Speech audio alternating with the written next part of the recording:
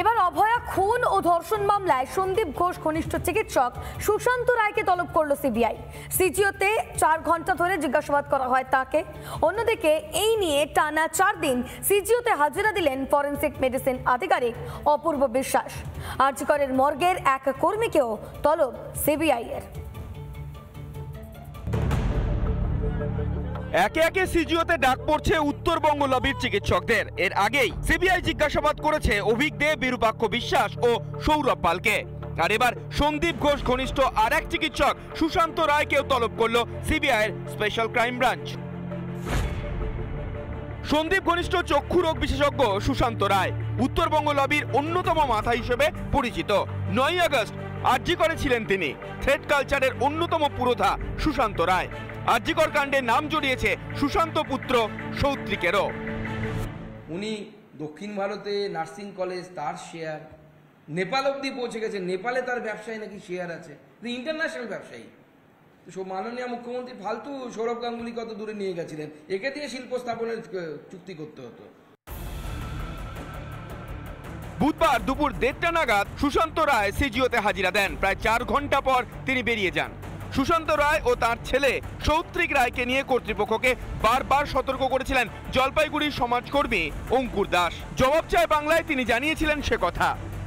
ভাবে আমরা বিগত দিনে অভিযোগ করেছিলাম এবং জলপাইগুড়ির বিভিন্ন চিকিৎসকরা অভিযোগ করেছিল। এমনকি অভিযোগ করার কারণে ডাক্তার সুশান্ত রায়ের অঙ্গুলি হেলনে তৎকালীন সুপারকে জলপাইগুড়ি সিওমোসকে পর্যন্ত ট্রান্সফার হতে হয়েছে। অবশেষে সুশান্ত রায়কে সিবিআই তলব করায় খুশি তিনি।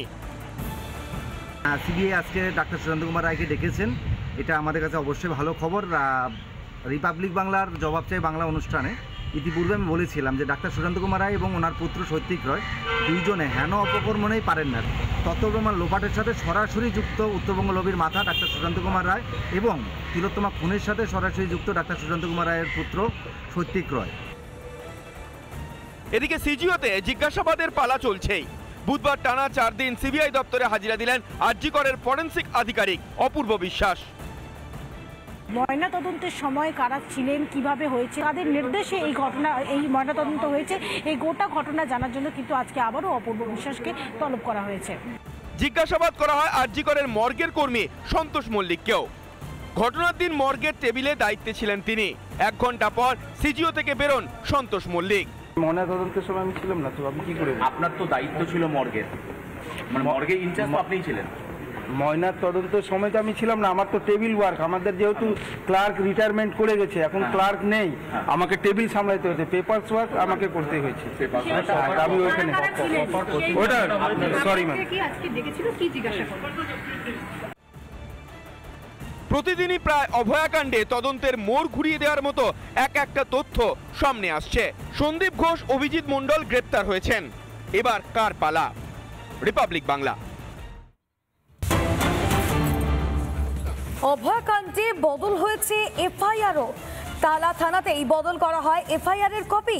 টালা থানাতেই হয়েছে তথ্য বদল, পরিবর্তন করা হয়েছে একাধিক নথিও। আদালতে এমনটাই দাবি সিবিআই এর। সিবিআই এর তরফ থেকে আদালতে দাবি করা হয়েছে অভয়া ধর্ষণ খুনের মামলায় এফআইআর বদলও হয়েছে। টালা থানাতেই বদল হয়েছে এফআইআর এর কপি। টালা থানাতেই তথ্য বদল, পরিবর্তন করা হয়েছে একাধিক নথিও, এমনটাই আদালতে দাবি করলো সিবিআই। অভয়াকাণ্ডের তদন্তে সিবিআই এর তদন্তকারী আধিকারিকরা এবং একের পর এক চাঞ্চল্যকর তথ্য উঠে আসছে এই ঘটনায়। এবার যে তথ্য উঠে আসছে তা অত্যন্ত বিস্ফোরক। অভয়াকাণ্ডে বদল হয়েছে এফআইআরও। টালা থানাতেই বদল করা হয় এফআইআর এর কপি। এ নিয়ে ইতিমধ্যেই প্রশ্ন উঠতে শুরু করেছে। তবে টালা থানাতেই তথ্য বদল হয়েছে, পরিবর্তন করা হয়েছে একাধিক নথিও, এমনটাই আদালতে দাবি করেছে সিবিআই। আর এই বিষয় নিয়ে বিজেপির রাজ্য সভাপতি সুকান্ত মজুমদার কি বলেছেন শুনুন।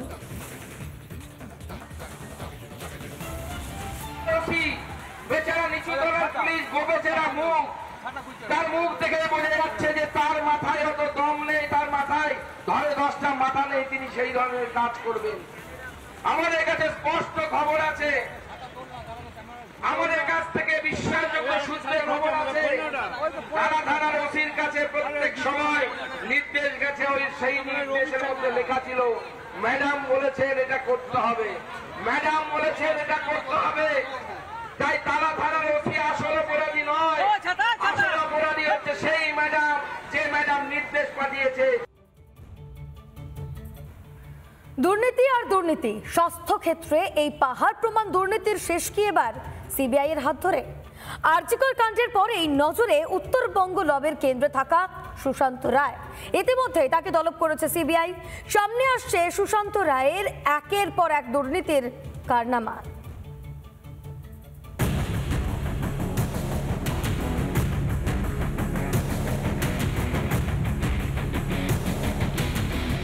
আরজিকর কাণ্ডে সিবিআই এর নজরে চিকিৎসক সুশান্ত রায়। উত্তরবঙ্গ লবির অন্যতম এই সদস্য সুশান্ত রায়কে ইতিমধ্যেই তলব করেছে সিবিআই। উত্তরবঙ্গ মেডিকেল কলেজ ও হাসপাতালে অভিযোগের পাহাড়। উত্তরবঙ্গের করোনা সময়কালের ওএসডি অর্থাৎ officer special duty doctor Sushanta রায়ের বিরুদ্ধে একাধিক অভিযোগ। আরজিকর থেকে উত্তরবঙ্গ মেডিকেল কলেজ, সময় যত এগোচ্ছে খুলছে সুশান্ত রায়ের দুর্নীতির খোলস। ওনার বিরুদ্ধে অভিযোগের কোনো শেষ নেই। কোভিডের সময় থেকে তিনি যখন ওএসডি ছিলেন, কিভাবে নিযুক্ত হয়েছিলেন জানি না, পাবলিক হেলথের তিনি মানুষ নন। আমরা মনে করি এই সমস্তটাই পশ্চিমবঙ্গের স্বাস্থ্য ব্যবস্থাটাই একটা হচ্ছে যে অপরাধের চক্র তৈরি করেছে। এদের অভয়ার এই নারকীয় অত্যাচারের ভিতর দিয়ে যে হত্যা, এই অপরাধ চক্রটা এর জন্য দায়ী। এখানে শেষ নয় সুশান্ত রায়ের কারনামা।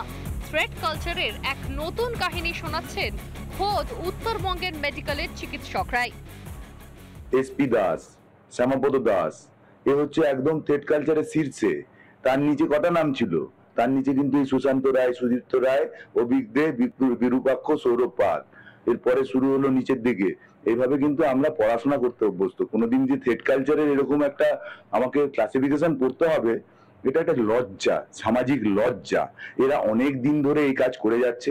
এরা থ্রেট কালচারের চূড়ান্ত পর্যায়ে। এদের নামে যদি 2022 সালে আমার কাছে প্রমাণ আছে যে থ্রেট কালচারের সঙ্গে যুক্ত লোকেরা নর্থ বেঙ্গল মেডিকেল কলেজে, তার এগেনস্টে এফআইআর রিকোয়েস্ট করা হয়েছে, প্রিন্সিপালের কাছে রিকোয়েস্ট করা হয়েছে, আজও পর্যন্ত কোনো অ্যাকশন নেওয়া হয়নি। কারণ তারা সবাই থ্রেট কালচারটাকে প্রমোট করেছে।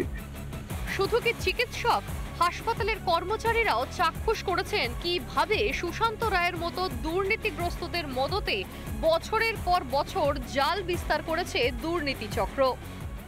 2011 সাল থেকে সুশান্ত রায় হচ্ছে উত্তরবঙ্গ তথা সারা পশ্চিমবঙ্গের থ্রেট কালচার, স্বাস্থ্য দপ্তরের যত রকম দুর্নীতির আছে তার প্রধান এবং অন্যতম মাথা হচ্ছে ডাক্তার সুশান্ত রায় এবং তার পুত্র সত্রিক রায়। হ্যান্ড স্যানিটাইজার হোক, মাস্ক হোক, N95 হোক, পিপি কিট হোক, যত কিছু আছে সুশান্ত রায় বেআইনি ভাবে একটা শিলিগুড়ির সংস্থাকে যোগ করে তার ছেলের নামটাকে সেটার মধ্যে ঢুকিয়ে একাধারে উনি ওএসডির দায়িত্ব পালন করেছেন, একাধারে বাজার মূল্য থেকে প্রচুর বেশি দামে জিনিসপত্র ক্রয় করেছেন সমগ্র উত্তরবঙ্গব্যাপী। এবং সেই ব্যবসার মূল পার্টনার হচ্ছে সত্রিক রায়। যদিও মুখ খুলতে চাননি উত্তরবঙ্গ মেডিকেল কলেজের অধ্যক্ষ। আমার তরফ থেকে কোনো বক্তব্য নেই। বলছি কোনো জিনিস কলেজের তরফ থেকে কেনা হয়নি, কোনো জিনিস কলেজের এন্ড থেকে কেনা হয়নি। আর কতদিন এভাবে দুর্নীতির চক্রব্যূহ রচনা করবে দুর্বৃত্তরা? এবার কেন্দ্রীয় এজেন্সি সেই চক্র ভেঙে ফিরিয়ে আনবে স্বাস্থ্যের সুস্বাস্থ্য। আশার আলো খুঁজছেন আমজনতা। শিলিগুড়ি থেকে রণজিৎ বোস, রিপাবলিক বাংলা।